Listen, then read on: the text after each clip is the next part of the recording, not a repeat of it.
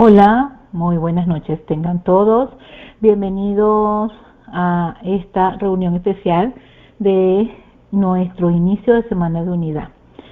Mi nombre es Rocío, soy codependiente anónimo y Al-Anon hija adulta y por los 90 minutos seré la coordinadora de esta reunión. Para ponernos en disposición, vamos a guardar un minuto de silencio dedicado a la oración y la meditación personal a partir de ahora.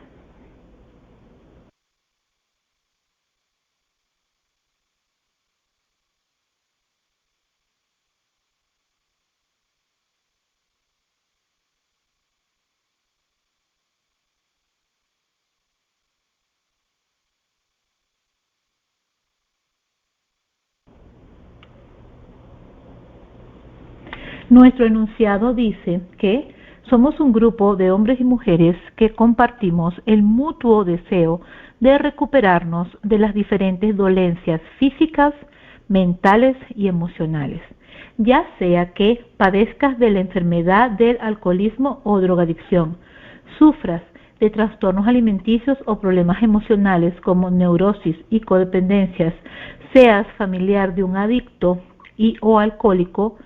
No estás solo, hay otros como tú y se están recuperando. Los miembros del grupo La Alegría de Vivir proceden de diferentes comunidades que trabajan y practican en sus vidas los 36 principios espirituales que son los 12 pasos, las 12 tradiciones y los 12 conceptos para servicio mundial, indistintamente de la comunidad de procedencia o de la manifestación de tu enfermedad de la cual desees recuperarte, tienes un lugar entre nosotros. Nos reunimos utilizando los recursos que nos da la tecnología, como una computadora o el teléfono celular, mediante la plataforma Free Conference Call. Te invitamos a asistir a las reuniones y alcanzar un estado de serenidad. Ya no estás solo. Ahora tienes alternativa. Esta junta tendrá una duración de 90 minutos. La misma está siendo grabada y luego se colocará en un sitio web donde podrá reproducirse nuevamente. La persona que gentilmente viene a compartirnos el día de hoy su experiencia, fortaleza y esperanza es nuestra compañera Cristina de la comunidad de Neuróticos Anónimos. El tema que nos regala es la ira, un dudoso lujo para personas normales. Para los alcohólicos es un veneno. Antes de iniciar, recordemos que el tiempo de exposición es de 45 minutos. Cristina, te daré 45 minutos y cuando te queden 5 minutos para redondear, te tocaré la campana. El tema, una vez desarrollado, pasaremos al espacio de preguntas y respuestas y estas podrán hacerlas por escrito o por el micrófono. El cierre será con los avisos, la oración de la serenidad y la declaración de la responsabilidad. Bien, como ustedes saben, el tema de hoy está a cargo de Cristina. Adelante, Cristina, tienes tus 45 minutos.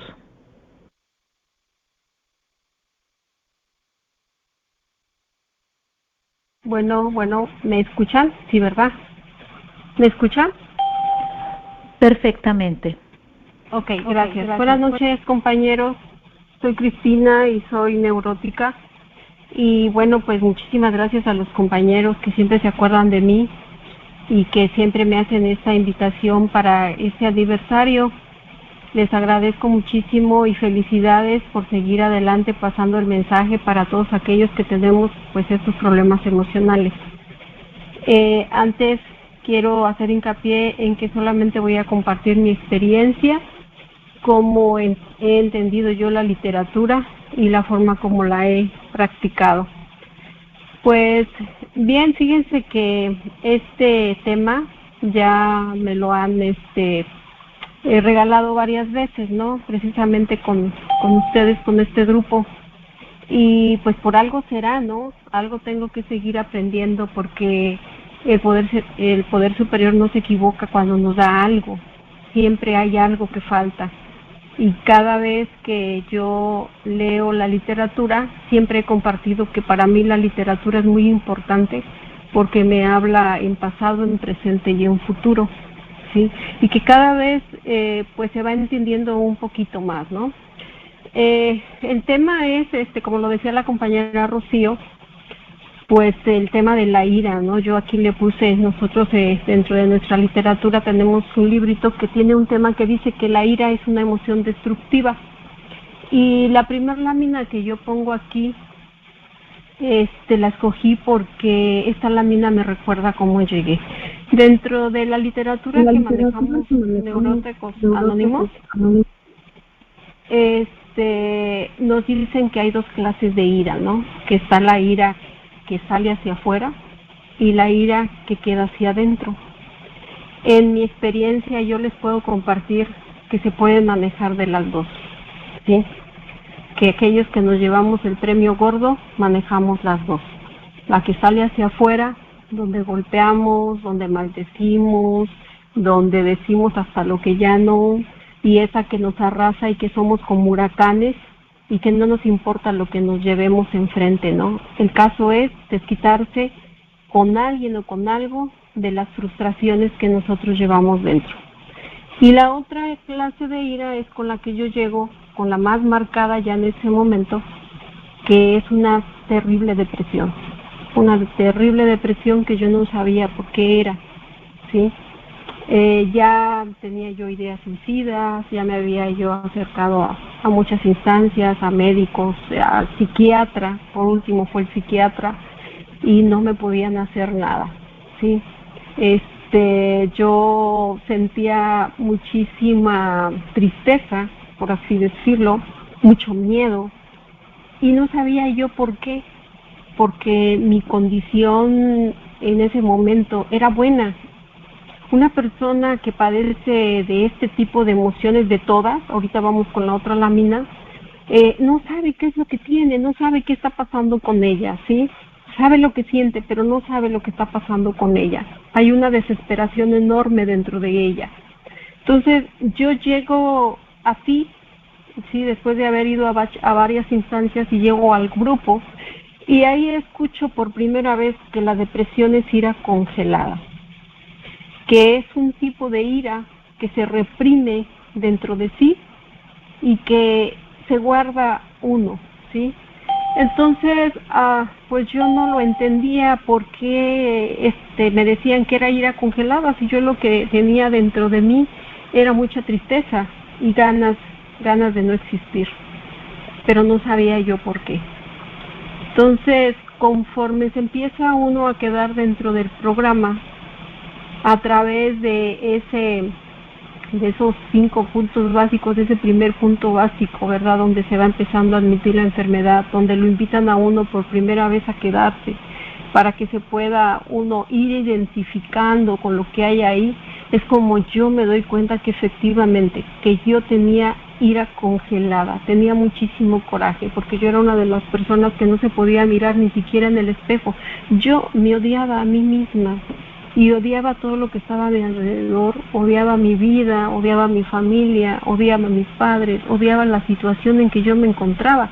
Y créanme, los compañeros, que yo me encontraba en una buena situación económica, social, física. La mental estaba de la patada, ¿no? Pero todos los demás aspectos yo estaba bien, pero yo no sabía qué estaba pasando conmigo.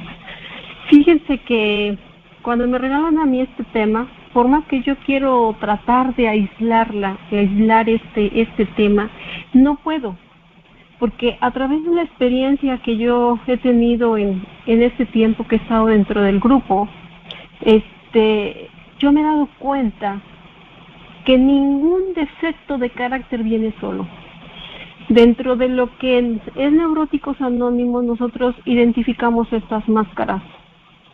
Y si llegamos con una que es en ese momento la que más nos afecta, pero ninguna máscara viene sola. Discúlpeme porque a veces hablo mucho en general, pero estoy hablando de mí. Ninguna máscara viene sola. De alguna manera esa máscara arrastra a todas las demás, ¿sí? Porque la ira pues arrastra la depresión, y la depresión arrastra el miedo, y el miedo arrastra el resentimiento, y entonces todos los defectos de carácter se confabulan, y es cuando hacen destrozos dentro del ser humano, dentro de un enfermo mental y emocional. Entonces ninguna máscara viene sola, y eso yo me pude dar cuenta conforme yo me quedé y empecé a tratar de entender y empezar a practicar y empezar a estudiar el programa. Aquí la cuestión era saber por qué estaba yo tan frustrada, por qué estaba yo tan enojada, y empezar a saber cómo esta enfermedad nos empieza a atrapar. Porque fíjense que aquí lo más chistoso es que sabemos qué sentimos, pero no sabemos qué es, ¿sí? No sabemos lo que es la enfermedad, no sabemos hasta dónde llega esto y cuáles son las consecuencias que trae. Sí las hemos vivido, pero desconocemos que es consecuencia de esta perversa enfermedad del alma, como lo dice el libro de Alcohólicos Anónimos. Y lo más chistoso de todo esto es que dice, ¿verdad?, que nuestras literaturas, nuestros pasos igual, que todos los defectos de carácter, todas estas máscaras, son consecuencias del miedo. ¿Y miedo a qué? Bill lo dice, ¿verdad? Y lo dice también nuestro cuarto paso. Miedo a perder lo que tenemos o a no obtener lo que queremos. Sí. Nos dice también que es consecuencia del egoísmo innato que nos impide la capacidad de amar. No es ese egoísmo que generalmente conocen las personas afuera. Yo creo con toda seguridad que de los expertos en conocer lo que es el egoísmo somos las personas que practicamos aquel programa, cualquier programa de 12 pasos. Ahí es donde nos damos cuenta hasta dónde esta palabra tiene sus consecuencias. ¿Por qué? Porque las personas de allá afuera, yo cuando llegué al programa, yo pensé que una persona egoísta era una persona que tenía, ¿verdad? Tenía algo que le venían a pedir prestado y no lo daba. Yo pensé que esa era una persona egoísta y yo daba todo lo que me venían a pedir lo daba, ¿sí? Yo decía, cuando yo llegué por primera vez al grupo y me decían, esta enfermedad es porque es uno egoísta, yo decía que yo no soy egoísta, yo he ayudado a mi familia, le he prestado dinero, me quito hasta la ropa, ¿no?, la comida, lo que sea, voy a ver al enfermo, voy a hacer esto otro, pero yo no sabía por qué lo hacía. Una persona egoísta siempre piensa en lo que está dando, pero piensa en lo que quiere obtener. Pero en ese momento yo no le daba cuenta de eso, ¿sí? Entonces una persona egoísta piensa nada más en ella y cómo lo que hay a su alrededor le afecta. Y trata de ver de qué manera lo compone para que no le afecte tanto. Y dice que la cura para esta enfermedad es el aprender a amar. Y es muy chistoso, ¿verdad? Porque pues yo he oído otros compañeros que comparten y yo también compartía, es que yo sí sé amar. Me doy cuenta ahí a través del programa que el amor no es un intercambio.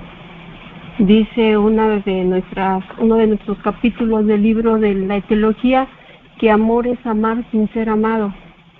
Y el programa me enseña lo que es el amor, me va enseñando lo que es el amor. El amor no es un intercambio como yo lo manejaba. Obviamente cuando nosotros estamos queriendo que ese amor sea un intercambio, empezamos a tener exigencias y cuando esas exigencias no se cumplen, nos llenamos de frustración, de odio y de resentimiento. Y eso era lo que yo tenía dentro de mí. Tenía muchísimo coraje, ¿sí? Yo quiero compartirles, compañeros, que yo fui de persona ya adulta, tal vez en mi adolescencia, en mi niñez, fue una persona muy tímida. Pero cuando yo me casé, todo lo que yo critiqué de mi mamá, ¿verdad?, de mi papá, porque pues ellos gritaban, tenían una manera de educar que a mí no me gustaba, todo lo que yo critiqué de ellos lo apliqué cuando yo fui mamá, cuando yo empecé a tener a mis hijos que pues ya como de 7 años, de 6 años, hijos adolescentes. Yo fui una mamá que golpeaba, yo fui una mamá que aventaba puertas, yo fui una mamá que con lo que yo tuviera en la mano aventaba, yo fui una pareja que todo el tiempo estaba de trompa con la pareja, que en lugar de que yo le preguntara a veces cómo le había ido en el trabajo, lo recibía con una sarta de quejas, y era una mamá con horarios muy estrictos, ¿verdad? Era todo lo que en un momento dado yo critiqué y que yo decía, cuando yo tenga una familia no voy a ser así. Yo lo hice, corregido y como decimos a veces, ¿verdad? Y aumentado, mejorado, ¿sí? Porque yo decía que eso a mí me había hecho una persona, fuerte, ¿sí? Una persona que se sentía que las podía de todas. Y bueno, dentro del programa nos empezamos a dar cuenta que no es cierto, ¿sí? Que solamente cubrimos las apariencias con algo que verdaderamente no somos. Y eso nos va llenando de mucho coraje y de mucho resentimiento hacia los demás, pero principalmente con uno mismo, y uno no se da cuenta, ¿sí? Para podernos dar cuenta de qué es lo que está pasando con nosotros, cuando llegamos al grupo, generalmente siempre se nos hace la invitación que no nos llevemos la primera impresión y que regresemos para que podamos escuchar, ¿verdad? Muchos pues se van, otros tenemos la fortuna, aunque sea fuerzas, así como yo que no entendía nada, pero que no sabía qué me pasaba, que me empezaba yo a sentir que dormía mejor la primera vez y con esa idea de que quiero ir para ver a qué horas me dicen estos que están bien equivocados, porque yo no estoy mal, a qué horas me van a dar esa receta mágica para que yo me cure, ¿no? Y una vez que yo me cure ya no regreso, ya no voy a volver, porque yo solamente lo que quiero es sentirme bien y hasta ahí nada más. Pero fíjense que pues se llega así con todas esas ideas y empiezan a hablar de que tenemos que hacer catarsis y tenemos que hablar y tenemos que empezar a ver cuál es mi personalidad. Y fíjense que yo me doy cuenta, ¿verdad?, ya a estas alturas, que la pregunta más importante dentro del grupo es ¿quién soy?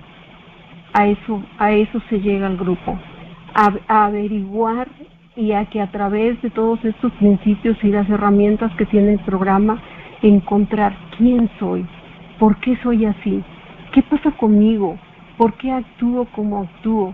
¿Por qué después de que yo actúo, de que yo grito, de que yo pego, de que yo pataleo, de que yo me frustro, por qué después me siento tan mal? Sí, porque da la casualidad, compañeros, que, bueno, no sé, ¿verdad?, los que estén aquí, pero yo gritaba y al ratito me sentía muy mal, me daba mucha tristeza, entraba en depresión, porque veía cómo ya había golpeado a mi hijo, cómo ya me había yo enojado con mi pareja, cómo era yo malagradecida porque no agradecía lo que yo tenía, ¿sí? Cómo andaba yo corriendo todo el día, exigiéndole a los demás, porque una persona iracunda es una persona demasiado exigente. Entonces la pregunta más importante cuando nosotros llegamos al programa es ¿quién soy? A eso llegamos al programa, a averiguar quién soy, porque yo sí sé cómo me llamo. Yo me acuerdo que la primera vez que me preguntaron, cuando hicimos un trabajo, ¿verdad?, que en donde estuvimos haciendo, desmenuzando todos esos pasos, era ¿quién eres? Y yo decía, pues yo soy Cristina. Y luego, ¿quién eres? Yo no sabía quién era, compañeros. Sí, compañerita, si me puedes, por favor, pasar la otra diapositiva. Ok. Fíjense que yo les comentaba, ¿verdad? El iracundo se siente bien chingón, perdón por las palabras, ¿no? De repente se me salen. Se siente bien fregón, se siente bien macho, se siente que todos los puede, se siente el rey del universo, pero dice la literatura, se cree el rey de su universo. Y es una gran mentira, ¿sí? No soy valiente, no soy una persona valiente. Yo les comentaba, cuando yo era niña fui una persona muy tímida. Cuando yo era adolescente era una persona, ¿con qué trabajo hablaba? ¿Sí? Entonces, detrás de una persona con ira hay una persona con mucho miedo. Bill no se equivocaba al decir que todos estos defectos de carácter son productos del miedo, porque es la verdad. Para mí, las emociones más importantes y las que se derivan de todas las demás son el miedo y el amor. Porque del miedo se derivan todas aquellas que tanto daño nos hacen y hace daño a los demás. Y el amor es la que contrarresta todo esto, ¿sí? Pero solamente de ahí, del amor, se deriva la comprensión, el respeto, la tolerancia, la responsabilidad. Solamente son derivados. Hay una persona llena de frustración. Pero yo decía, ¿por qué nos frustramos? Pues porque las cosas no salen como nosotros queremos, compañeros. Siempre nos tomamos muy a pecho todas las cosas. Dice, ¿verdad?, el libro azul, que somos como actores donde dirigimos, somos esos directores que estamos dirigiendo. Y cuando las cosas no salen como nosotros queremos, nos enojamos. Si vamos a tener una fiesta y empieza la lluvia, estamos bien enojados. Si vamos a hacer un viaje y de pura casualidad se nos fue el camión, híjole, ya estamos que no nos las acabamos. Si nosotros hacemos, porque fíjense, una persona exigente, una persona con ira es una persona exigente. Se exige a sí misma, le exige a los demás y le exige al poder superior. Quiere que el poder superior le conceda todos sus deseos. Ya se hace así como una lista, ¿no? Y el poder superior no es Santa Claus, ni es el mago, ni nada por el estilo. Pero nosotros eso no lo entendemos. Tenemos que llevar cada trancazo para podernos dar cuenta que no es así. Entonces, por eso nos llenamos de frustración y buscamos culpables. Porque una persona iracunda todo el tiempo busca culpables. Nunca se responsabiliza de sus propios actos. Siempre responsabiliza a los demás. Hay una persona llena de resentimiento, porque se resiente con aquellas personas que no cumplen sus expectativas. Es más, está resentido con él mismo. Eso fue lo que yo descubrí. Por eso les decía que yo me miraba en el espejo y yo me odiaba. Yo no me soportaba. Me veía defectos por donde quiera, ¿sí? Físicos, mentales no, ni emocionales. Porque yo decía que era una persona perfecta. Era una persona que había hecho muchísimas cosas, ¿sí? Era una persona que tenía, pues, una familia donde tenía hijos que sacaban 10. Una persona bien trabajadora, bien chambeadora, que se levantaba desde las 4 de la mañana a trabajar. Yo no sabía que eso era ansiedad. Y que me la pasaba en chinga todos los días, para arriba y para abajo como hormiga, pero exigiéndole a todos, ¿sí? Y yo me sentía muy bien, ¿saben por qué? Porque yo sentía que todos me respetaban los hijos, me respetaban mis hermanos, todos me tenían como en un pedestal, pero ¿qué creen? Que después me di cuenta que no me respetaban, me tenían miedo. Dice nuestra literatura que una persona así causa miedo y repulsión. Asco, eso es lo que causa una persona emocionalmente enferma. Preocupación, mucha preocupación, todo le preocupa el qué dirá la gente, casi les quieren adivinar el pensamiento. Es una persona desadaptada socialmente, por eso necesita esas fugas. Por eso necesita sentirse preocupado, miedoso, frustrado, porque no se puede acercar a los demás. No sabe cómo enfrentarse a los demás. Es una persona que no sabe quién es. ¿Sí? Entonces, detrás de un iracundo todo esto hay. No hay una persona valiente. Porque da la casualidad que una persona iracunda, cuando alguien se le enfrenta, dicen que el cobarde vive hasta que el valiente vive hasta que el cobarde quiere. Es verdad. Yo cuando ya las veía que se me acercaban, mejor aventaba las puertas, ¿sí? Y decía yo, le gané, porque ya no lo dejé que hablara. No era cierto. Simple y sencillamente yo no me podía enfrentar porque no sabía cómo. Dice que le huíamos a los problemas como si fueran la peste, y es verdad, compañeros. Eso hay detrás de una persona iracunda. Compañerita, si me puedes cambiar, por favor, la diapositiva. Fíjense que yo, la pregunta más importante, ¿no? Yo les decía, pues ya no les vengo yo a hablar mucho de todo lo que puede causar una persona con dinero, ¿no? Ya sabemos que destroza familias, destroza personas con las que está trabajando, o sea, destroza muchas cosas, se destroza ella misma, de los problemas físicos, ¿no? Que causa parálisis faciales, dolores de cabeza, sudoración, ansiedad, insomnio, mucha hambre o poca hambre, vómitos, diarreas, todos los problemas físicos, ¿no? Las enfermedades mentales, emocionales, no solamente los causan emocionales a ese nivel, sino también a nivel físico. Incluso dice ahí, ¿verdad?, que nos pueden causar. Compañera Cristina. Cris.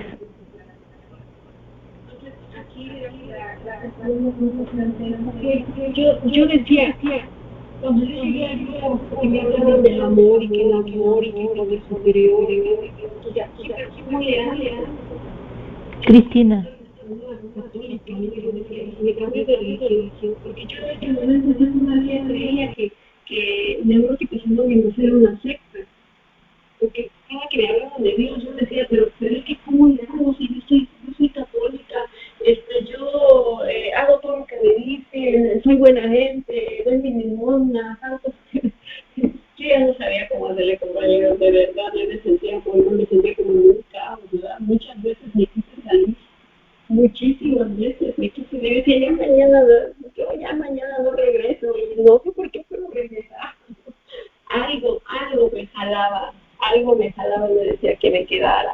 Entonces aquí la parte más importante es, ¿cómo me voy a conocer? Pues primero está esa parte, ¿no? Del análisis de la personalidad, de la catarsis, de mi personalidad. Yo no hablaba, me daba vergüenza que hablara. Me daba vergüenza hablar. Yo les decía, fui muy tímida cuando era niña. Cuando era adolescente también era muy tímida. Todo eso de los fuertes que explotó ya después, ¿no? Con la pareja, con los hijos, cuando ya empecé a ser mamá, cuando empecé a formar mi hogar. Entonces, esa es la cosa de pero y cómo lo voy a trabajar. Entonces, aquí la cuestión es, compañeros, el primer paso nos dice que mi vida se ha vuelto ingobernable, pero ¿dónde está la ingobernabilidad de mi vida? ¿Por qué no?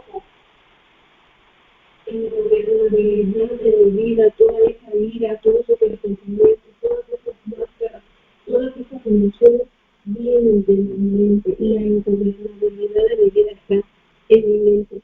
¿Quién gobierna mi vida? Mi mente. Ese es el problema. ¿Estoy loca? No estoy loca. Efectivamente, la literatura dice que somos súper inteligentes. Pero verdaderamente no somos la inteligencia para que se vean los hombres que nos convienen. Compañerita Cristina. Cristina. Dice.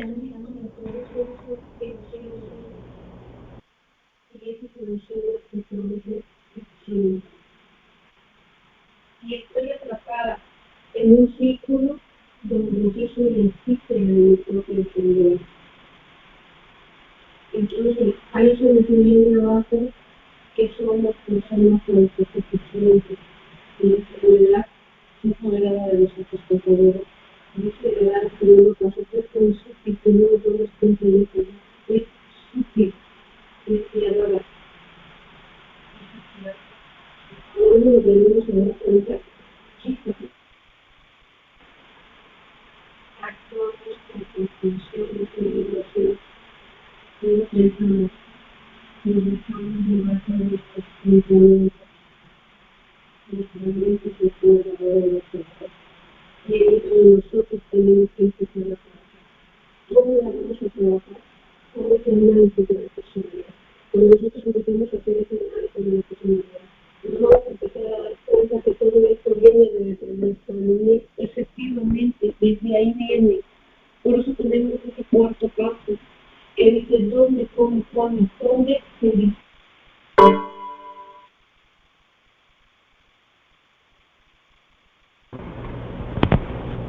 Hola compañeros, vamos a dar unos minutos de tolerancia para que la compañera Cristina pueda regresar. Mientras tanto, ustedes vayan apuntando sus preguntas para cuando termine el tiempo del compartimiento. Ya aquí está Cristina. Sí, perdón, no me di cuenta que me... no sé hasta dónde me quedé, si me escuchaban. Bueno. Hablabas del análisis de la personalidad y que no te dabas cuenta de cuándo y cómo. Ok, gracias. Sí, entonces es importante hacer ese análisis de la personalidad, pero no quedarse nada más ahí. Fíjense que muchos hacemos ese análisis de la personalidad, hablamos, pero nada más nos quedamos ahí. Entonces, hay una parte muy importante, ¿no?, que yo he tenido que recordar. Cuando nosotros leemos el libro azul, porque nosotros dentro de Neuróticos Anónimos tenemos nuestra propia literatura, pero todos las asociaciones que trabajamos los 12 pasos, pues también usamos el libro azul, ¿verdad? Usamos los textos básicos de AA. Dice, he aquí los pasos que dimos, y no nada más está del primero al tercero y se salta al cuarto, ni está del quinto al 12º, o nada más está el 12º, están 12 pasos y describe perfectamente los 12 pasos y todo lo que tenemos que trabajar para poder seguirnos conociendo. Compañeros, yo les puedo compartir que a la fecha yo sigo encontrando muchísimas cosas que tenía escondidas. Hay cosas que todavía no puedo trascender, hay cosas que ya he trascendido. Hay cosas todavía que están dentro de mí y que tengo que seguir hablando y que me siguen doliendo, ¿sí? Entonces esto es un trabajo, dice, ¿verdad?, que hasta que Dios quiera, hasta que ese poder superior así lo quiera.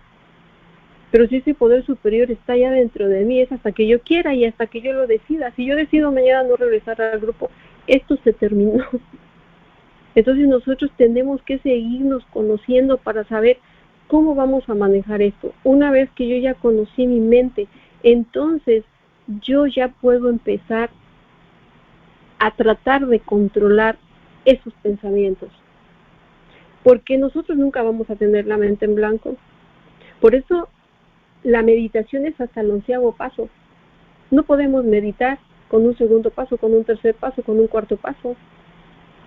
Porque todavía no sabemos lo que es la meditación. Yo todavía no sé, todavía estoy intentando, ¿verdad? Cuando eso de la meditación es ¿qué estoy haciendo con mi vida? ¿Qué es lo que quiero hacer? Dice la literatura que una mirada al espejo basta. Cuando yo tengo un acto de mal juicio, quiero hacer un acto de mal juicio, me detengo, ya no actúo por propulsión, ya actúo con conciencia. Para que yo tenga conciencia, compañeros, necesito conocer mi mente. ¿Sí? Fíjense que yo hoy les puedo compartir que dice toda la literatura de Neuróticos Anónimos, y me atrevería yo a decir que toda la literatura nos dice que la cura para esta enfermedad es el amor, pero el amor, compañeros, desde mi punto de vista, es un estado de conciencia. Yo no puedo amar si no tengo conciencia de lo que he hecho. No puedo amar si no tengo conciencia de lo que voy a hacer. Por eso dice que el amor es amar y no ser amado. Entonces, cuando yo estoy haciendo un autoanálisis de mí misma, no solamente voy a ver que tengo ira, voy a ver que tengo resentimiento, odio hacia los demás, preocupación, que tengo miedo, que todas esas máscaras, que a veces le dicen mascaritas, pero que son fatales. Yo cuando escucho la palabra mascarita digo, madre santa, sí, es terrible, las dichosas mascaritas.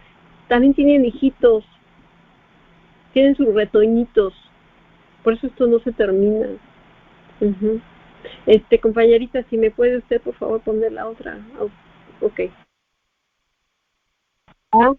La literatura que la enfermedad mental y emocional es pobreza espiritual. Fíjese que cuando nosotros llegamos al grupo se marca mucho que el programa no es religioso, que es espiritual, y que es espiritual, y que es espiritual, y cómo cuesta trabajo. A mí cómo me costó trabajo diferenciar entre la religiosidad y entre lo espiritual. Y hoy me puedo dar cuenta que lo espiritual tiene que ver con todo lo que hay a mi alrededor. ¿Cómo me llevo con los demás? Cuando yo llegué, yo ni a mi sombra soportaba, ¿sí? Todos me caían mal. Si ustedes me preguntan cuántas amigas tengo una. No tenía amigas, porque yo quería que fueran como yo. Yo quería que mis familiares fueran como yo, porque yo pensé que era un ejemplo a seguir. Qué bueno que no me hicieron caso, de verdad, ¿sí? Porque hoy puedo ver en toda dimensión cómo era yo. Cuando yo miro a otra persona que hace lo que yo hacía, digo, ay Dios mío, cómo me aguantaron, si ni yo me soportaba. Entonces, eso es lo espiritual, cómo me llevo con los demás. Por eso en ese capítulo de la ira dice que si llueve, nosotros planeamos una fiesta y llueve, nos enojamos, estamos enojados con la naturaleza, estamos enojados con los demás, estamos enojados con ese poder superior y estamos enojados con nosotros mismos. Lo espiritual tiene que ver en cómo estoy yo con los demás. Y yo no estoy bien. Cuando yo estoy enferma, cuando yo estoy enojada, no estoy bien. No nos amamos a nosotros mismos. Una persona que se ama no se autodestruye. Nosotros nos autodestruimos con la ira.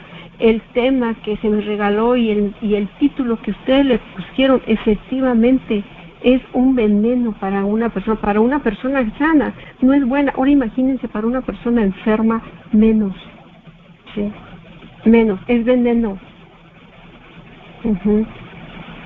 Por eso es que nos enfermamos físicamente también. La ira arrasa con todo, ¿sí? Entonces, dice aquí, ¿verdad?, que cuando no tenemos los sentimientos adecuados hacia un poder superior, el prójimo y la vida. ¿Por qué nos queremos morir? Porque odiamos la vida. Fíjense que yo desde hace muchos años, yo ya no tengo ideas suicidas. Gracias al programa yo ya no tengo ideas suicidas. Esta vez, en esta pandemia, pasaron muchísimas cosas en mi vida. Perdí muchísimos familiares. Y lo que menos se me ocurrió, yo era una de las personas que decía, el día que alguien se me muera, yo me voy a matar. El día que alguien me engañe, yo me voy a matar. O sea, el día que no salgan las cosas como yo quiera, yo me voy a matar. Porque por eso se enoja uno. Y miren, compañeros, aquí estoy compartiendo con ustedes todo lo que la vida me ha dado. Porque la vida me ha dado de todo. Y la vida nos va a dar de todo. Y la persona emocionalmente enferma, la iracunda, la persona resentida, la persona celosa, no quiere que la vida le dé de todo. Quiere una vida color de rosa, una vida donde no haya enfermedades, una vida donde no haya hijos enfermos, una vida donde no haya problemas, porque no sabemos cómo enfrentar los problemas. Por eso somos iracundos, porque no sabemos, ¿sí? Somos niños. Por eso está ese séptimo paso, ¿no? Donde nos quitamos las calcetitas, los zapatitos de charol y las coletitas para convertirnos en adultos. Ese sexto y séptimo paso. Entonces, dice, ¿verdad?, que el resultado es que tenemos una tremenda enfermedad del alma. Y es verdad, ¿sí? Entonces yo les comentaba, ¿verdad?, que este programa es espiritual, que no es religioso, no tiene que ver con la religión, ni me cambiaron de religión, ¿eh? Hoy puedo decirles que entiendo más cuando yo voy. Sí, a veces hablan y digo, ay, este es el paso tal, ay, este es... yo estoy hablando de mí. Entonces, este programa es un programa de autoconocimiento, para que yo vea cómo estoy yo con la vida.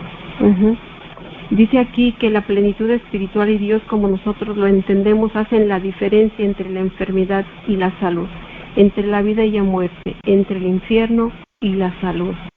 Entonces, aquí hay una parte muy importante, compañeros. Muchos de nosotros llegamos resentidos con ese poder superior. El programa a mí me dio la oportunidad de conocer que ese Dios que yo concebí cuando era niña a mí no me funcionó. Yo a ese Dios le tenía miedo y lo odiaba. Y le tenía muchísimo coraje. Porque mi vida no era como yo había querido. ¿Sí? Entonces, cuando yo hago ese análisis de la personalidad y de la catarsis, empiezo a entender y a tratar de hacer un Dios a mi medida. Cuando a nosotros nos dicen, porque así dice la literatura, ¿verdad? Dice que la causa principal de esta enfermedad es la renuencia a creer en un poder superior. Y Dios tiene que ver con el amor. Y si yo no creo en eso, pues simple y sencillamente no voy a poder dar amor. ¿Sí? Yo aquí no les vengo a hablar de ninguna religión. Créanme, lo que a mí los compañeros que hablaban así a mí me caían re mal.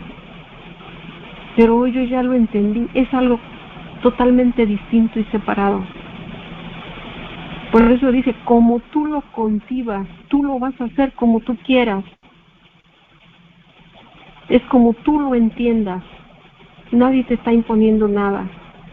Y el libro, en el capítulo de nosotros los agnósticos, dice que necesitas que ojalá y lo encuentres, porque si no lo encuentras no vas a encontrar paz en tu corazón, ¿sí? No crean que yo soy la hermana Teresa de Calcuta. No, compañero. Ahorita les voy a compartir un poquito más. Sí, ni los vengo a catequizar ni nada por el estilo. Créanme, lo que me he llevado muchos años con todo eso y todavía sigo batallando con estas cuestiones de las emociones, ¿sí? Compañera Rocío, sí, por favor me das la siguiente diapositiva. Ok. Pues yo les compartía, ¿verdad? Que yo era un cuerpo dominado por mi mente. Yo me sentía bien chingona, pero de chingona no tenía nada. No nos gusta que nadie nos ayude y nos creemos autosuficientes. Y fíjense que dice, ¿verdad? Que nosotros no podemos vivir solos. Siempre vamos a depender de los demás, pero no con esa dependencia que antes teníamos, ¿sí? No con esas dependencias manzanas. Yo no estoy hablando de dependencias manzanas, sino de que a veces sí necesitamos ayuda. Si no necesitáramos ayuda, no necesitáramos de un grupo.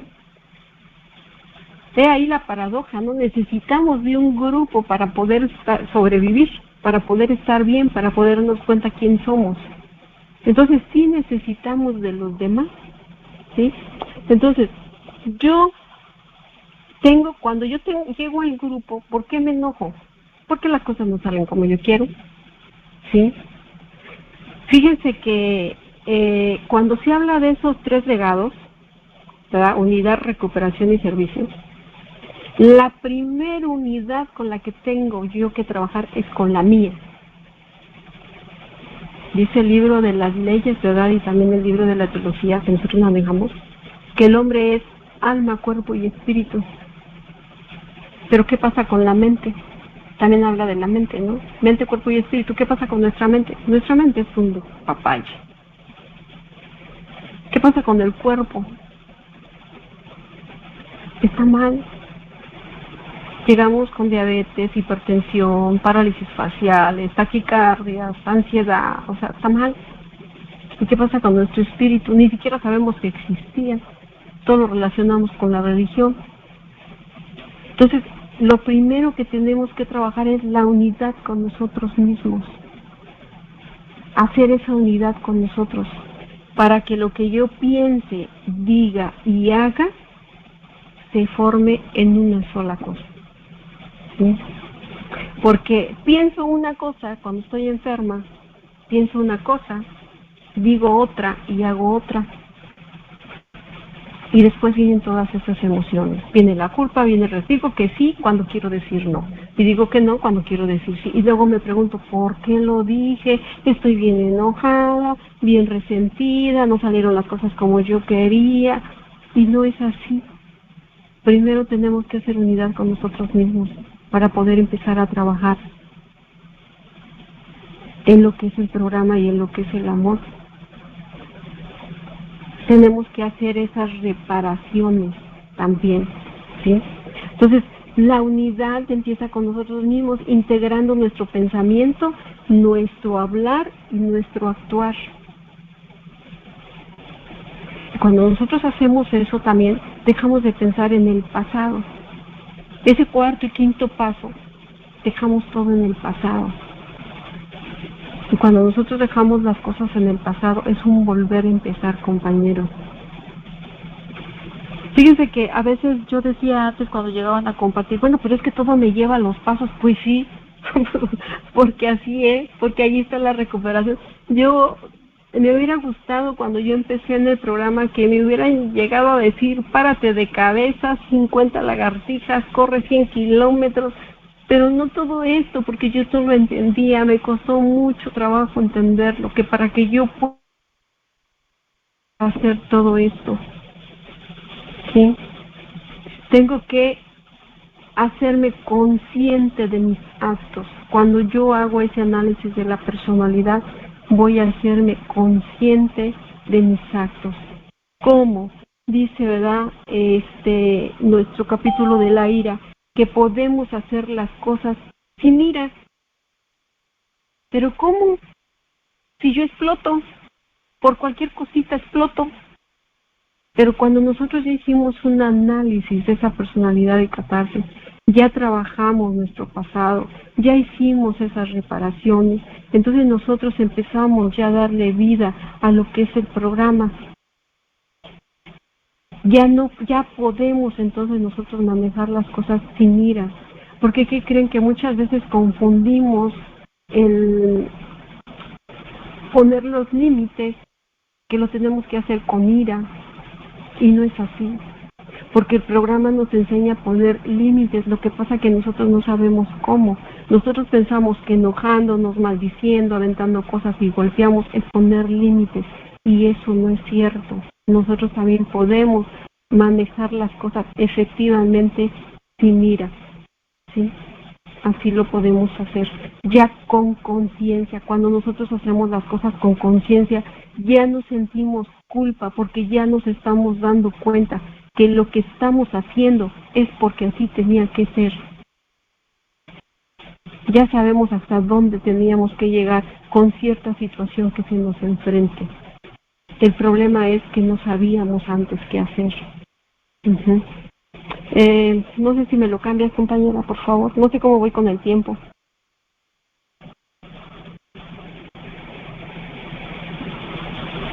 Todavía tienes 10 minutos. Dentro de 5 minutos te recuerdo que te quedan 5. Ok, gracias, compañera. Estoy bien. Ok, bueno, pues miren. Yo quisiera decirles, ¿verdad?, que a mí me encanta estar en el grupo, que yo no quisiera faltar nunca al grupo, y que voy todos los días bien entusiasta al grupo. Pero ¿qué creen, compañeros? Que no es así. Muchas veces creo que yo ya no necesito del grupo. Y a veces digo, ay, va a haber una fiestecita, ya no quiero ir al grupo. Ay, el servicio, ay, ya no quiero. Ay, es que fulano, sutano, mengano. La enfermedad siempre se va a defender, ¿sí? Pero ¿qué creen? Que en el grupo es donde voy a obtener las herramientas necesarias para poder llevar a cabo todo esto que yo les he compartido.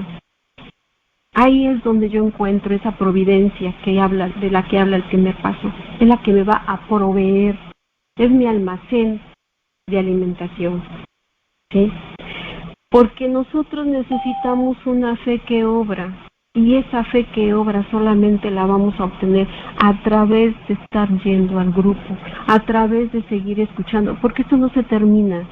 Dice la literatura que nosotros nos habla de que nadie se recupera si no tiene una experiencia espiritual, pero esas experiencias espirituales las vamos a obtener a través de lo que vivimos, y las vamos a obtener a través de seguir escuchando más experiencias, más despertares. Pero si nosotros no vamos al grupo y nos quedamos en la casa, sí, porque es que ya me recuperé, esto se termina, compañeros. Nosotros podemos detener la enfermedad practicando el programa, y la práctica del programa es, pues, haciendo servicio, leyendo la literatura, asistiendo a las sesiones. Ahí nosotros practicamos, podemos seguir deteniendo la enfermedad. Pero si nosotros ya no vamos, la enfermedad, ¿qué creen?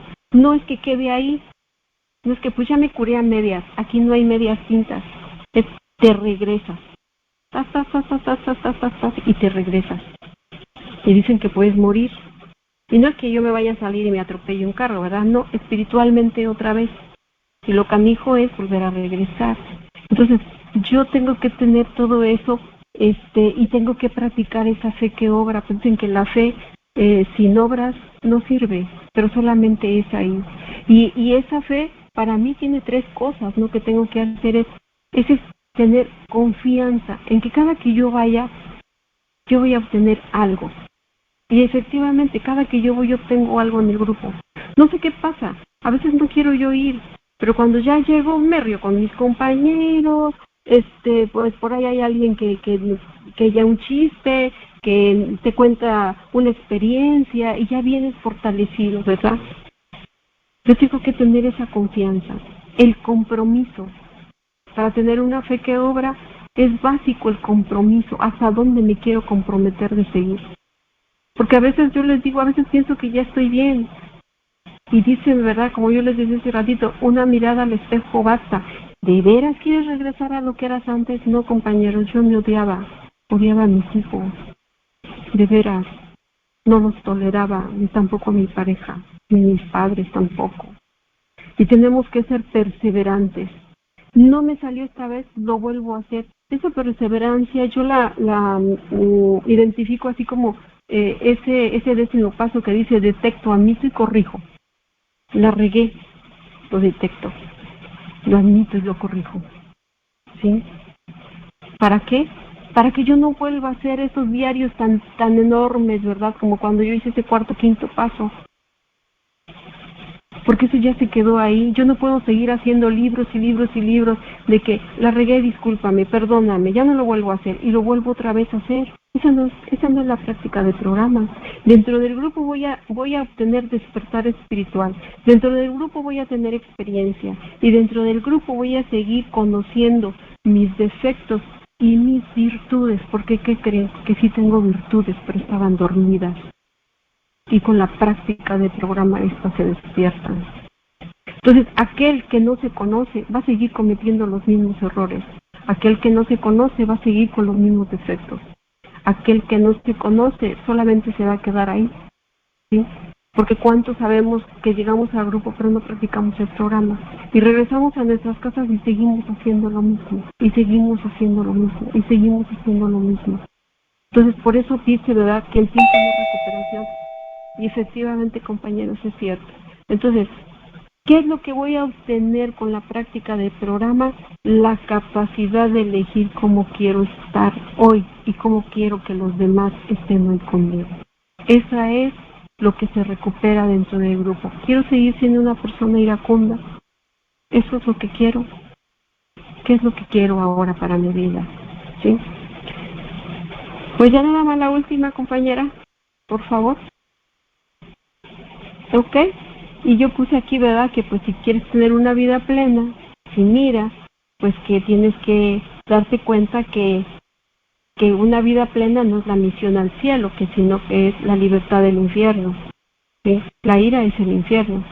Es no ir en las situaciones que se presentan, es adaptarse a las circunstancias y aprender de ellas. Eso es lo que tiene que hacer el iracundo.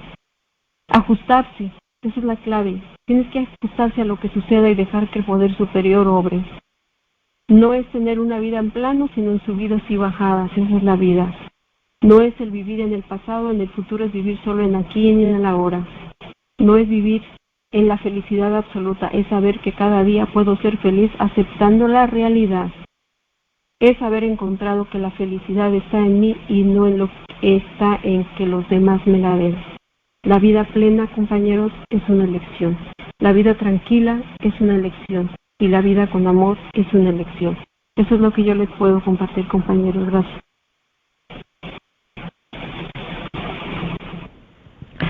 Muchísimas gracias a ti, Cristina, por todo lo que nos regalas esta noche.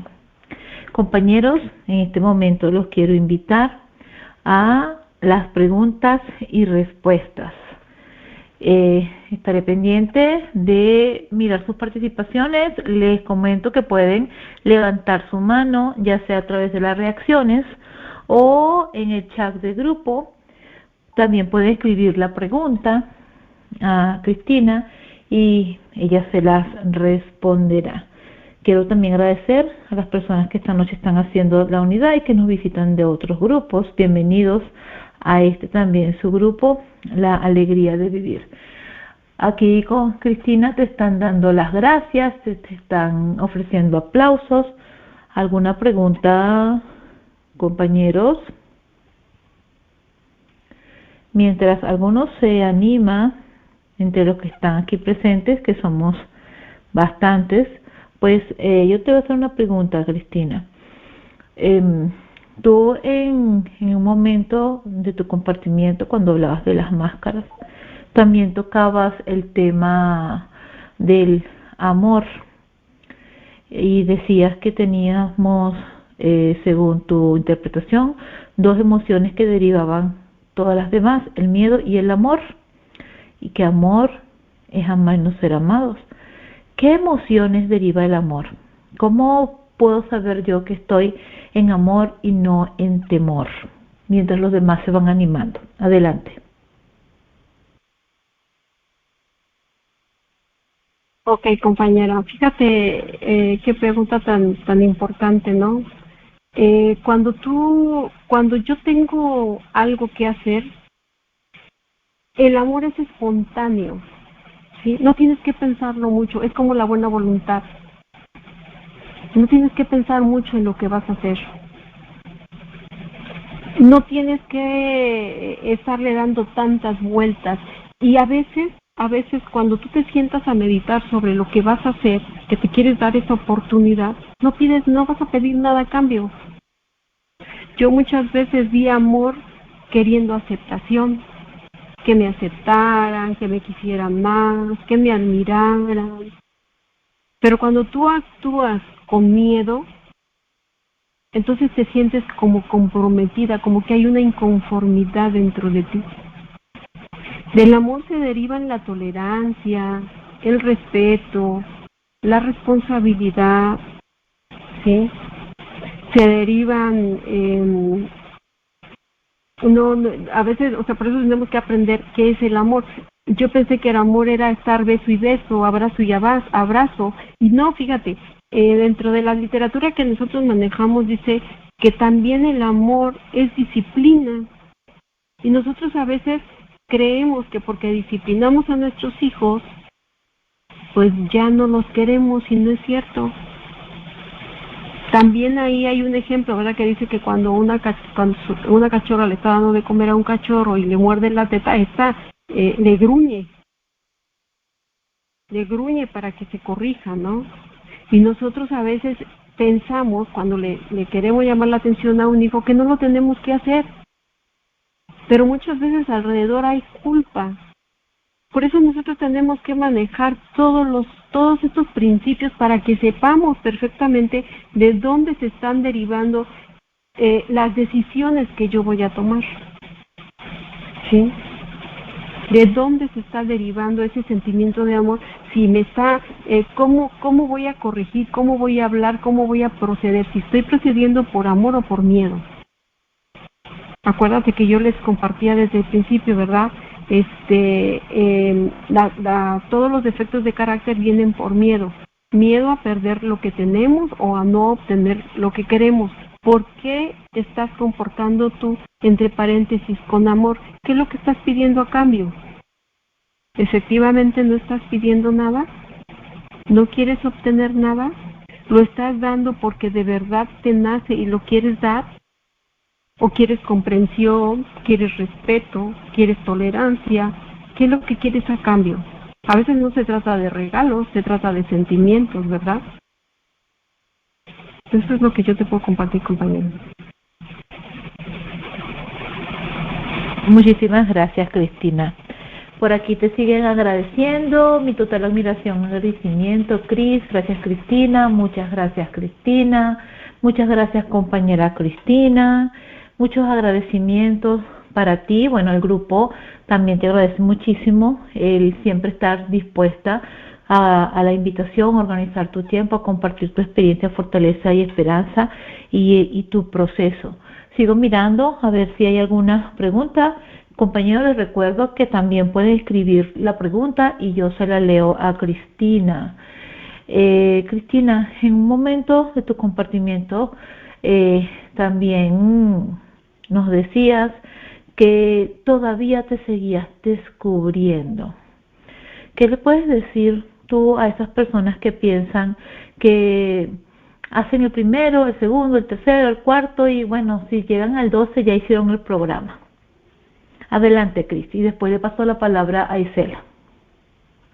Miren, yo les puedo decir que el programa es un círculo. Te vas al primero, segundo, tercero, llegas al 12º y luego tienes que empezar otra vez con el primero. Hoy entiendo perfectamente lo que quiere decir la palabra solo por hoy. Porque desde que te levantas ya estás admitiendo que tienes un problema emocional. Y yo decía antes, es que yo me voy a hacer bolas, ¿acaso voy a tener que andar con una libretita apuntando ya sea el primero, ya sea el segundo, ya sea el tercero, ya sea el cuarto, ya sea el 12º? No, no es así. ¿Sí? Lo tienes que ir viviendo de a uno por uno. A mí todavía me ganan a veces las emociones y me tengo que sentar. En el solo por hoy largo dice date media hora. Es así como como una sugerencia, no media hora, pero te puedes dar 5 minutos y ver qué es lo que estás haciendo, qué es lo que hay a tu alrededor, cómo estás procediendo tú. Aquí tiene que ver mucho la autoobservación. Deja de observar a los demás, observa cómo te estás manejando tú dentro del programa, qué es lo que estás haciendo tú para practicar el programa. Entonces, aquellas personas que solamente se quedan en el primero, segundo, tercero, cuarto, quinto paso, no están practicando el programa, porque la verdadera práctica del programa empieza en el sexto y séptimo paso, donde dejamos de ser niños para enfrentarnos como adultos, donde dejamos las calcetitas y las coletitas para empezar a ser adultos, porque ese es el problema, somos unos niños. Bill dice en el libro pequeñito de Tal como lo ve Bill, creo, o lo mejor de Bill, dice que aquella persona que llega a los 40 y tantos años de edad y no sabe quién es, va a seguir siendo un neurótico. Y a través de los 12 pasos, te vas a dar cuenta quién eres. Y tienes que hacer reparaciones. Las reparaciones son muy importantes porque si no vas a seguir viviendo con culpa. Miren, a lo mejor yo soy muy drástica, ¿no? Pero para mí cada paso, en cada paso para mí yo me sentenciaba. A mí me daba miedo hacer el quinto, el cuarto, cuando dice las reparaciones directas, porque dice directas, es que las tengo que hacer. Tienes que enfrentar a tus demonios, ¿no? A tus miedos de que te rechacen, como dice ese noveno paso. ¿Sí? Tienes que admitir que te equivocaste. Y de ahí empezar de nuevo. Entonces sí se tiene que hacer. Sí, yo les diría que vale la pena hacerlos. Que como dice el cuarto paso, ¿no? El miedo y el temor son simples espantajos. Y que se agarren de su padrino, de su madrina. A mí me llama mucho la atención, si ustedes leen los pasos o se dan cuenta, ya los leyeron, desde el segundo paso, la persona ya se está apadrinando o amadrinando. Y nosotros a veces no nos queremos ni amadrinar ni apadrinar. Pasan y pasan los años y nos la seguimos llevando solos. Y el programa es muy claro, dice, no puedes solo. Y no vas a poder solo con tus demonios. El programa es tan noble que con 3 pasos te la llevas. Pero ¿por qué nada más te quieres comer una tajadita de pastel si te lo puedes comer todo? Cuesta, sí. Pero vale la pena, compañeros. De verdad vale la pena.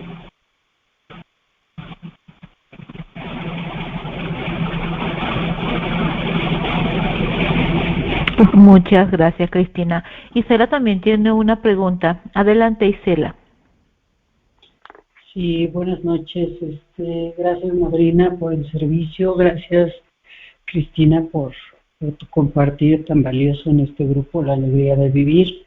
Mi pregunta es la siguiente. Yo soy una persona bastante irascible, iracunda, pero tiendo a implotar, ¿no? Mi enojo. Y cuando he querido sacarlo, lo saco de una manera desmesurada, tan desmesurada que yo tiendo mucho al autorreproche, al autoataque, al autoflagele, y he llegado incluso a golpearme yo solita con mi puño así en la pared, porque yo tengo algo también que se llama culpa sensiblera, ¿no? Entonces, ¿cómo poder aceptar el enojo, la ira, sin que se vuelva algo tan culpígeno, tan lastimero, tan agresivo para mí? Porque, bueno, o sea, entiendo que el enojo es una emoción que todos tenemos. Bueno, al menos así yo lo entiendo para mí, ¿no? Yo, Isela, es una emoción que debo de validar a veces y decir, sí estoy enojada, ¿no? La cuestión es que yo voy acumulando, porque no me doy cuenta, pues, ¿no? Y cuando caigo en cuenta es cuando ya estoy, pero ya se hizo la bola de nieve y riájatelas, ¿no? Tiendo a lastimarme, o me caigo, me lastimo, o insisto, me golpeo con la pared de repente.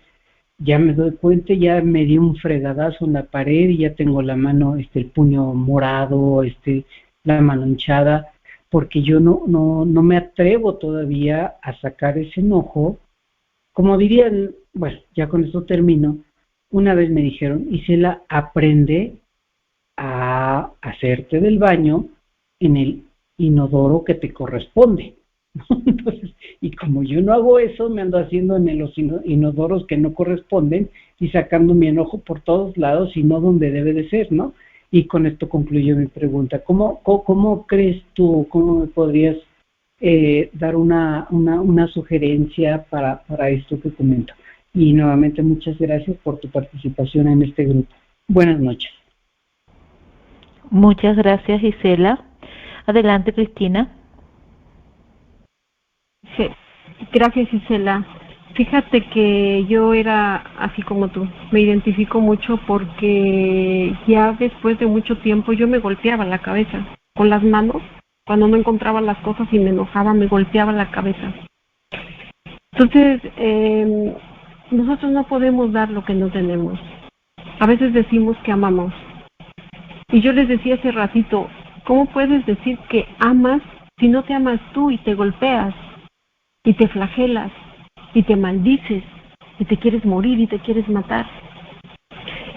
Primero tenemos que aceptar que somos humanos. El neurótico cree que es un ser superdotado, que es un ser de otro nivel, de otro planeta, que es su propio poder superior. Y eso es real, yo así era. Entonces tienes que aceptar que como ser humano te equivocas. El neurótico, aquel que se golpea, que se flagela, que se culpa, no se permite equivocarse. Tienes que aceptar que eres humana y que como tal te vas a equivocar. Pero que no pasa nada si te equivocas, porque fíjate que en el 10º paso dice que nada se desperdicia. Nada de lo que pasa en nuestra vida se desperdicia. Hay por ahí una meditación de AA que a mí me gusta mucho, que dice que nosotros compartimos oro molido. ¿Te das cuenta cómo las miserias de un neurótico se vuelven oro? Entonces, compártelo en tu grupo lo que te está pasando. Busca dentro de tu pasado, ¿sí? Porque a veces tenemos que buscar en el pasado. ¿Qué pasó con Isela cuando era niña? ¿Por qué se flagela? ¿Por qué se golpea? ¿Por qué no se tiene tolerancia a ella misma? Ese 4º paso dice cómo, dónde, cuándo y dónde se distorsionaron estos defectos. Es muy importante aquí el apoyo de tu madrina, para que ella te vaya guiando. El padrino es un guía, no nos va a curar, nos va a resolver el problema, pero te puede ir guiando hacia lo que tienes que trabajar. Tenemos que aceptar que nos enojamos. Yo tengo que aceptar ese enojo. No sé si me dé tiempo, pero fíjate que yo te tengo que contar algo, ¿no? Dicen que se puede manejar sin ira las situaciones y se puede manejar bien. En una ocasión yo experimenté algo que jamás en mi vida había experimentado. Por descuido, tú bien sabes, no sé, ¿verdad? Los jóvenes ahorita andan consumiendo unos dulcecitos que los vuelven eufóricos. Por descuido dejaron esos dulcecitos en una mesa y una de mis nueras sin querer se los comió. Y se puso muy mal, muy, muy, muy mal. Yo tengo muy buena relación con ellas, tengo ahorita 2, las quiero mucho, son muy buenas personas. Y me dolió muchísimo lo que estaba pasando. La manera como yo la vi me desesperó. Estaba yo sumamente enojada porque se va la Isela. Es verdad que dicen que es veneno, pero es veneno cuando no lo sabemos canalizar. Y dice, ¿verdad? La literatura, no me acuerdo, creo que el libro azul, algo así, no se me queda, pero no, en el 4º paso dice que ninguna persona, por más buena que sea, está exenta de esto. No estamos exentos, ni siquiera el más buena gente. ¿Sí? Entonces, a mí en ese momento lo que a mí me interesaba era que ella se repusiera. Yo soy enfermera, la canalicé, le puse soluciones, traté de reanimarla, y cuando ella se compuso, entonces hablé con mis familiares y puse un límite y les dije lo que yo sentía. No los insulté, no los corrí, no los maldije, pero sí se vale decir lo que estás sintiendo. Estoy muy enojada porque me está pasando esto, no se vale eso. O sea, ¿sabes qué hicieron? Se agacharon y ellos solitos se salieron. Y experimenté una sensación de tranquilidad porque me di cuenta que lo que hice no estaba mal.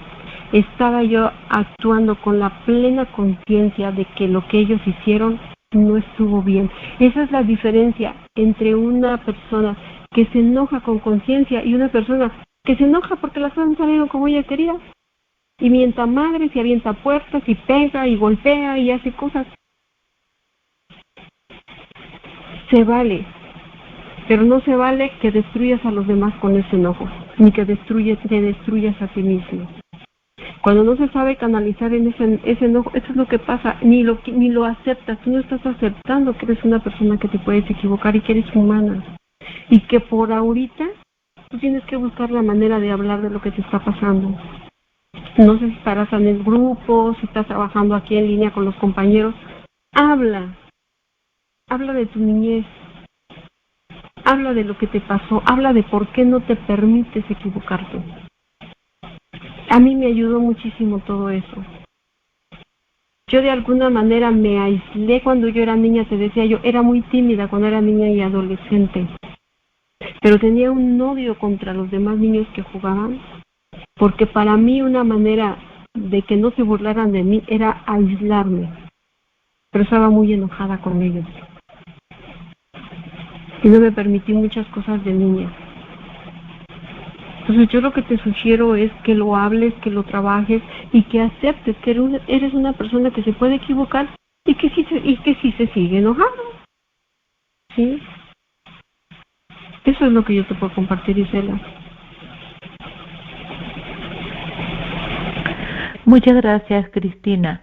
Aquí también hay una pregunta de parte de Manuel que dice: hola, soy Manu, codependiente, muy bonito compartir. Y la pregunta es: si la depresión es ira congelada, ¿cuál sería la virtud para contrarrestarla? Adelante, Cristina. La virtud para contrarrestar la depresión, pues sigue siendo el amor.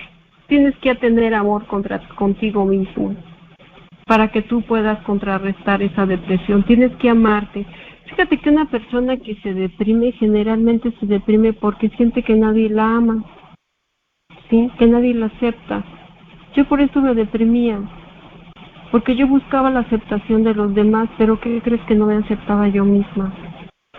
Entonces tienes que amarte a ti mismo. Era lo que yo decía, no puedes dar lo que no tienes, ¿sí? Tienes que aceptarte tal y como eres. El problema de una persona emocionalmente enferma es que ha querido ser, no ha querido ser, se ha impuesto ser todo lo que los demás quieren que sea, menos quien esa misma persona quiere ser, ¿sí? Entonces, ese es el problema. Por eso tú tienes que autoanalizarte qué es lo que quieres de ti mismo, cómo quieres ser. Nosotros no somos malos. Fíjate que de eso te das cuenta cuando haces tus cuartos, quintos pasos. No eres tan malo, ni tan bueno como tú creías. Estás en un punto medio. Y que al final, si algo hiciste, también te hicieron. Porque se trabajan aquellas cosas imaginarias y reales que te hicieron y que no te hicieron y que hiciste si no hiciste. Porque la mayoría de las veces estás más resentido o más preocupado o más deprimido por las cosas que te imaginas, no por las cosas reales. Entonces, la virtud con la que puedes contrarrestar es amándote a ti mismo. Cuando tú te amas a ti mismo y te das cuenta que no estás solo, que puedes vivir, entre comillas, solo, tú solito en un cuarto, pero que estás con ese poder superior, te vas a sentir bien. No vas a necesitar la aprobación de nadie. Porque ese era mi problema, por eso me deprimía, porque yo quería la aceptación de todos, pero ya nadie me quería, porque era yo muy enojona, era yo muy exigente y por eso me ponía mal. Por eso deben encontrar pues todas esas cosas, ¿sí? y tienen que trabajar mucho parte de su pasado. A veces no queremos rascarle, pero ahí está la clave, ¿no?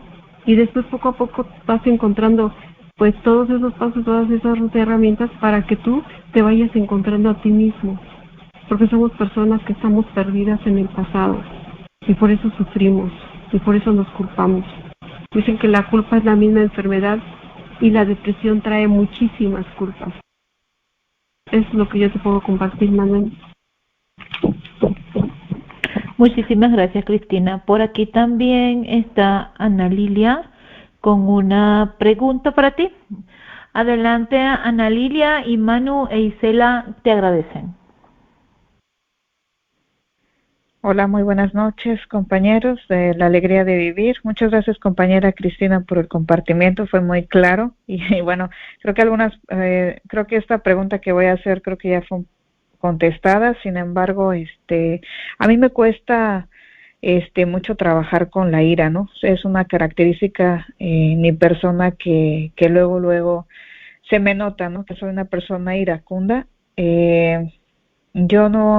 Yo no he querido más bien trabajar esta parte con la hija.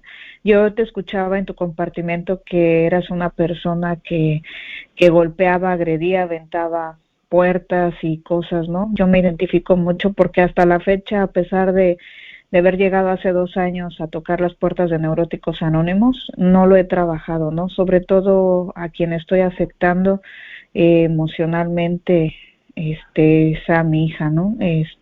Yo descargo toda esa ira y es algo que me cuesta muchísimo trabajar. No puedo con ello, ¿no? No puedo con ello, y a pesar de estar viviendo experiencias muy fuertes y muy dolorosas, ahorita pues sí, ya empiezo estoy empezando a conocerme, ¿no? Pero en este aspecto de la ira no es algo con lo que pueda, ¿no? Sigo, a pesar de estar en un programa, sigo cediéndole, sigo practicando la ira, ¿no? Y es algo que me avergüenza, pero bueno, en disposición, si me puedes regalar sugerencia o experiencia de cómo has trascendido esto. En disposición, gracias. Adelante, Cristina. Gracias. Mira, fíjate que el primer ejercicio que a mí me mandaron a hacer es que yo me callara. Yo agredía mucho con la boca primero. Cuando ya no, pues ya veía yo que definitivamente ya con la boca, ni caso me hacían, entonces ya agredía yo con manos, trastes, los chanclas, lo que tuviera yo enfrente, ¿no? Entonces, la sugerencia que a mí me hicieron es que yo me callara, porque dice el libro azul que actuamos por propulsión, no pensamos. Inmediatamente el pensamiento y el orgullo y el egoísmo de que me quiere sobrepasar y no queremos permitirlo. El iracundo es muy soberbio y no quiere que nadie le gane. Quiere verse así como muy autoritario, ¿sí? Desgraciadamente, lo que tú dices, no, a quienes más afectamos es a los que están con nosotros. Los que están con nosotros son nuestros hijos. Yo los afecté demasiado. Yo te puedo decir que lo que nosotros hacemos no es un cheque en blanco, Después vienen las consecuencias. Te das cuenta de cuánto dañaste, y a pesar, por eso las reparaciones son para siempre, para mí. Yo así lo entiendo. Hasta que Dios te llame, hasta ese tienes que seguir haciendo reparaciones con tus familiares. No es nada más pedir disculpas y ya se acabó. Sí, ya se acabó lo que pasó, pero las consecuencias siguen. Entonces, yo quería aprender un trabajo, sí, un trabajo que teníamos nosotros que hacer en el negocio. Yo le dije a mi pareja que por favor me enseñara, y me decía, él, es que tú no vas a aprender. Y yo le decía, es que sí voy a aprender, por favor enséñame para que yo haga las cosas y ya no tengan que estar buscando quién las haga. Y me dijo que estaba bien, que me iba a enseñar. pero a mí no me gustaba dejarme de nadie, porque yo fui una niña a la que humillaron mucho cuando era pequeña. Generalmente una persona iracunda es una persona que fue humillada cuando era pequeña, de alguna manera se sintió relegada, ¿sí? Yo así me sentía. Entonces, bueno, ¿me escuchan? ¿Me escuchan? Sí, te escuchamos. Ok, perdón. Entonces, me empezó a enseñar, pero yo me equivocaba. Y obviamente él empezaba a regañarme delante de la gente. Y a mí cómo me daba coraje que me regañaran delante de la gente. Yo soy la mayor de 5 hermanos. De 6, somos 6. Y así que como la mayor, yo estaba acostumbrada a que me respetaran, no que me faltaran al respeto. Entonces, la primer sugerencia que me dieron es cállate. Y te juro que me costaba un trabajo quedarme callado. Entonces teníamos nosotros un cuartito oscuro donde revelábamos las placas radiográficas que sacaban. Yo me metía en el baño y zapateaba y ahí me quedaba un rato. Ya cuando me salía más tranquila. Y jamás le dije nada. Pero sí me iba al grupo y hablaba todo lo que yo quería hacer. Porque de eso se trata, de que hables en el grupo lo que quieres hacerle a los demás, de que ya no reprimas ese enojo. Conforme tú vas trabajando el programa te va dando las herramientas para que tú después empieces a canalizar y empieces a hablar de lo que sientes. Porque sí le puedes decir a los demás, mira, estoy enojada, mejor después platicamos, ahorita mejor me hago a un lado. Porque dice la literatura también que no somos mártires. Y si algo nos está haciendo daño, tenemos que hacernos a un lado. Entonces, yo te sugeriría que cuando tú estás muy molesta, no agredas a tu hija. Después cuando yo me di cuenta de todo lo que hice, de verdad que era una culpa con la que yo no podía, porque a la persona iracunda le mata la culpa. Sí, ese es el problema.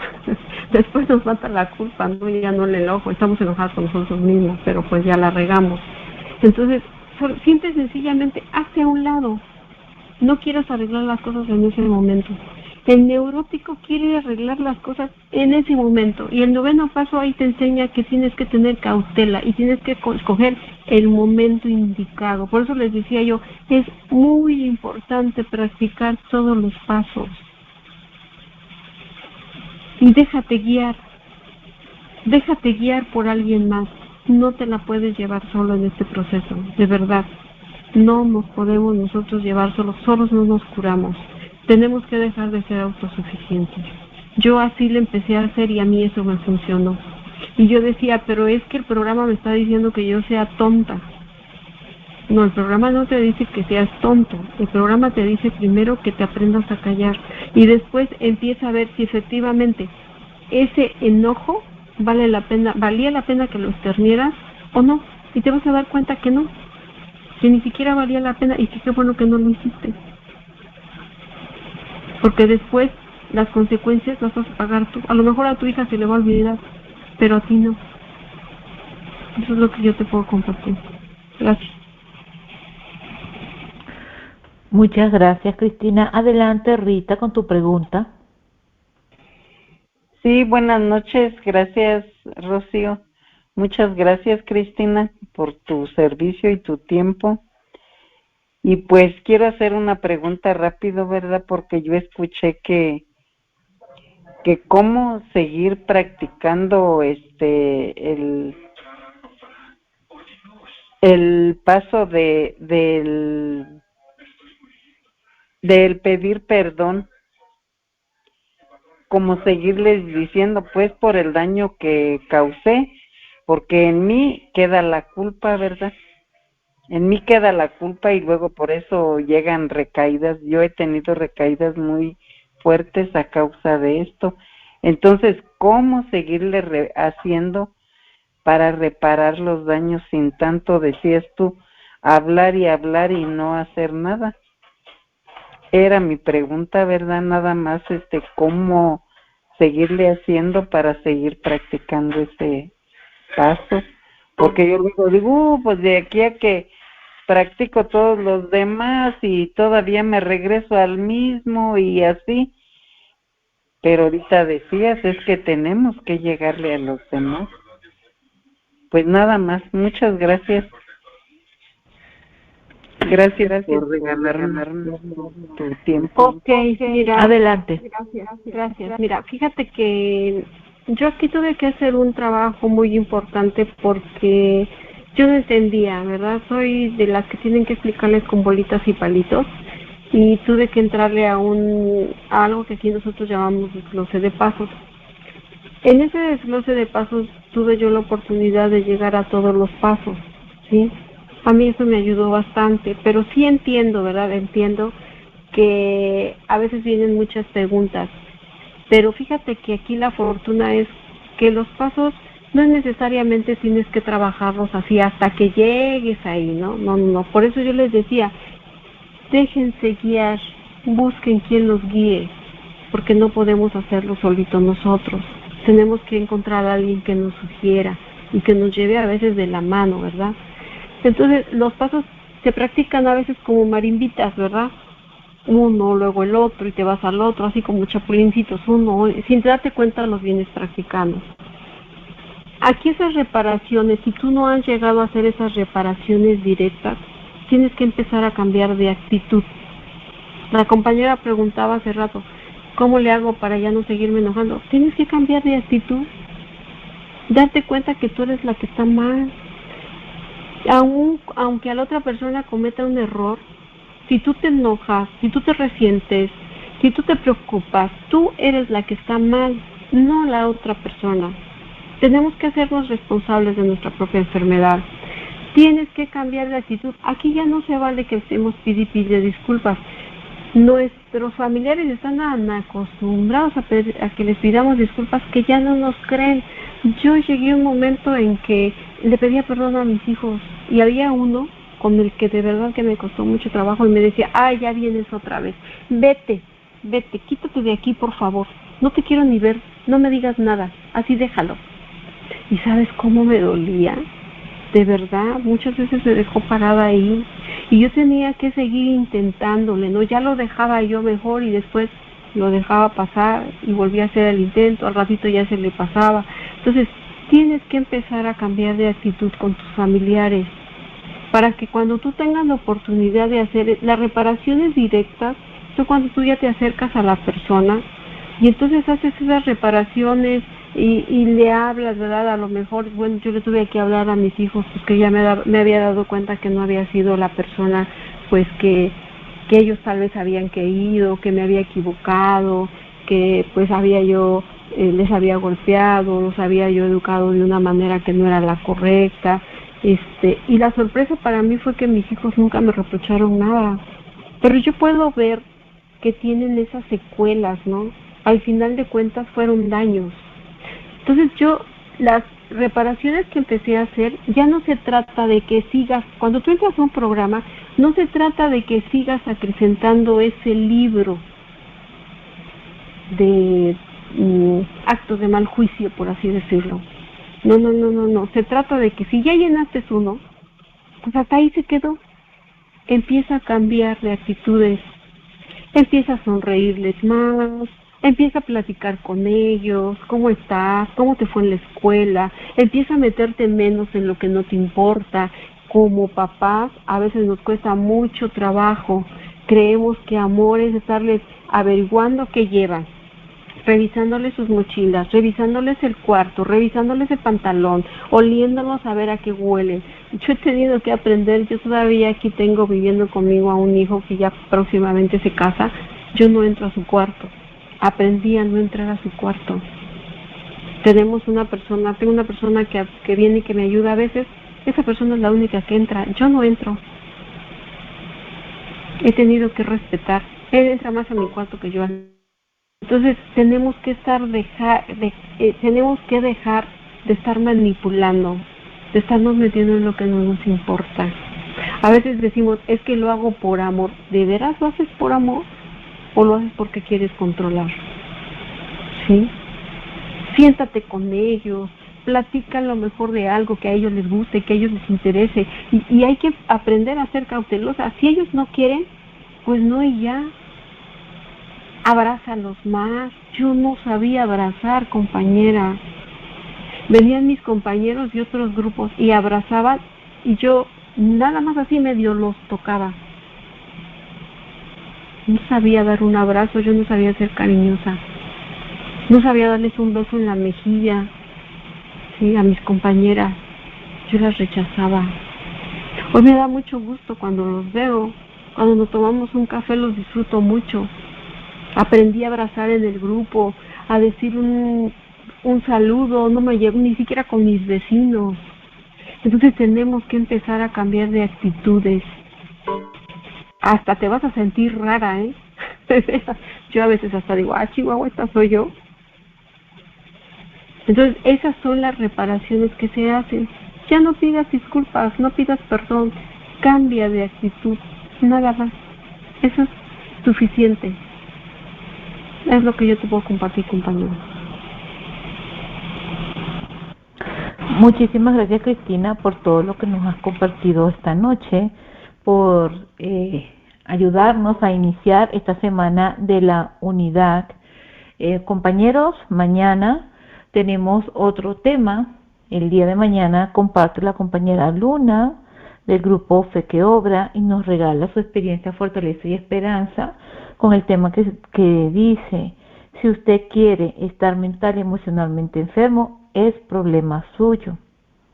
Si usted quiere recuperarse, es problema nuestro. Ahí está la clave. La enfermedad es suya, la recuperación es con nosotros. También, compañeros, les recuerdo que el resto de la semana vamos a tener temas diversos y que en el horario regular de nuestras reuniones, nosotros tenemos reuniones de jueves a lunes a las 9 de la noche según el horario de El Salvador. Todos están invitados a seguir asistiendo a nuestro grupo. Este es su grupo, si ustedes así lo deciden. También, compañeros, en este momento quiero invitarles a rezar conmigo la oración de la serenidad que dice: Dios, concédeme la serenidad para aceptar las cosas que no puedo cambiar, el valor para cambiar aquellas que puedo y la guía para reconocer la diferencia. Y la declaración de la responsabilidad que dice: Dios, concédeme la yo soy responsable cuando cualquiera y donde quiera extienda su mano pidiendo ayuda. Yo quiero que la mano de nuestras comunidades esté siempre allí y por eso yo soy responsable. Bien, compañeros, así hemos llegado al final de este día. Muchas gracias a todos los que hicieron la unidad. Gracias por su asistencia.